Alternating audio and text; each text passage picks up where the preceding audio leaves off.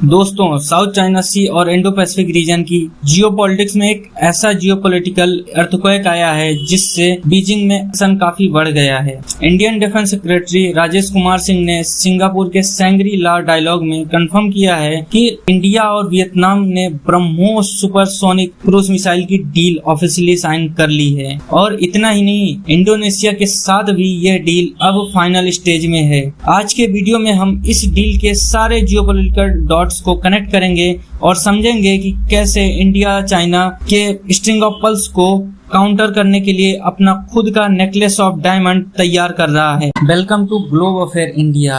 मैं हूं आपका होस्ट रोहित यदुवंशी। अगर आपको भी ग्लोबल अफेयर्स, इंटरनेशनल रिलेशंस और इंडिया की बदलती हुई मिलिट्री डिप्लोमेसी को समझने में इंटरेस्ट है तो इस चैनल को अभी सब्सक्राइब कर लीजिए। सबसे पहले बात करते हैं इस डील के डिटेल्स की। ये डील ऑफिशियली साइन हो चुकी है और इसकी एस्टिमेटेड वैल्यू लगभग $629 मिलियन यानी करीब 6000 करोड़ रुपीज बताई जा रही है। इसमें मिसाइल के साथ साथ वियतनाम के लिए ट्रेनिंग और लॉजिस्टिकल सपोर्ट भी शामिल है। याद रखिए, फिलीपींस पहला फॉरेन देश था जिसने 2022 में $375 मिलियन की ब्रह्मोस डील साइन की थी और इंडिया ने उन्हें डिलीवरीज भी भेज दी है।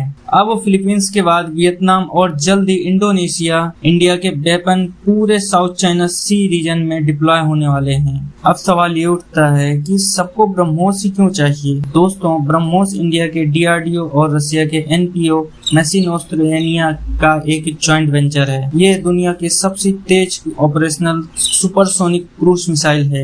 इसकी स्पीड मैक 3 यानी साउंड की स्पीड से लगभग 3 गुना तेज है। जब ये लो एल्टीट्यूड पर फ्लाई करती है तो दुश्मन के वॉरशिप्स के पास रिएक्ट करने के लिए कुछ ही सेकंड्स होते हैं। ये एक fire and forget type missile है। इसे रडार से डिटेक्ट करना और इंटरसेप्ट करना लगभग नामुमकिन है। जब ये लो एल्टीट्यूड पर फ्लाई करती है तो दुश्मन के वॉरशिप्स के पास रिएक्ट करने का समय नहीं होता। चलिए अब कनेक्ट करते हैं रियल जियोपॉलिटिकल डॉट्स। इस डील के पीछे 3 बड़े स्ट्रेटेजिक रीजन हैं। First, countering China in South China Sea. China अपनी 9 डैश लाइन का हवाला देकर पूरे साउथ चाइना सी पर अपना कब्जा जताता है, जिससे वियतनाम, फिलीपींस और मलेशिया जैसे देशों को मैरीटाइम राइट्स में वायलेशन होता है। अब जब वियतनाम के पास ब्रह्मोस होगी तो चाइना के पीपल लिबरेशन आर्मी के वॉरशिप्स पर एक कांस्टेंट प्रेशर रहेगा। चाइना अगर कोई ऐसी वैसी हरकत करेगा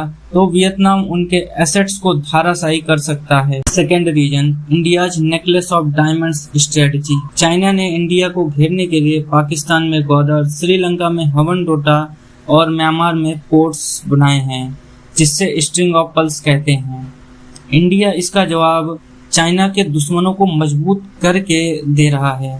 फिलीपींस और वियतनाम को आर्म करके इंडिया ने चाइना के बैकयार्ड में अपनी स्ट्रॉन्ग प्रेजेंस बना ली है। थर्ड रीजन है act east policy and ASEAN countries.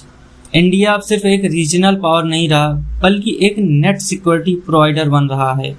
Defence secretary ने साफ कहा है कि we share technology with people we trust. India ASEAN nations को अपना ट्रस्टेड पार्टनर मानता है और उनके साथ एडवांस्ड मिलिट्री टेक शेयर करने के में हिचकिचाता नहीं है। इस डील का एक बड़ा पहलू इंडिया के इकोनॉमिक और डिफेंस एक्सपोर्ट विजन भी है। पहले इंडिया दुनिया का सबसे बड़ा आर्म इंपोर्टर हुआ करता था, लेकिन अब पिक्चर बदल रही है।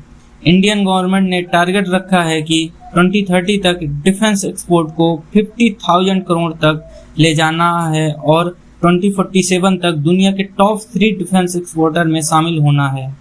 ब्रह्मोस एक्सपोर्ट स्ट्रेटजी का फ्लैगशिप चैंपियन प्रोडक्ट बन चुका है।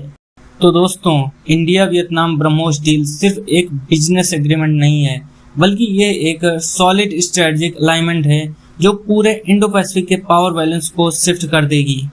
चाइना के एग्रेसिव एक्सपेंडिज्म के खिलाफ ये एक नया डिटरेंस मॉडल है। आपको क्या लगता है, क्या इंडोनेशिया के बाद इंडिया को और भी देशों के साथ ब्रह्मोस डील करनी चाहिए? अपने थॉट्स कमेंट सेक्शन में जरूर बताएं। अगर वीडियो इन्फॉर्मेटिव लगी हो तो लाइक करें, दोस्तों के साथ शेयर करें और हमारे चैनल को सब्सक्राइब करना ना भूलें। जय हिंद।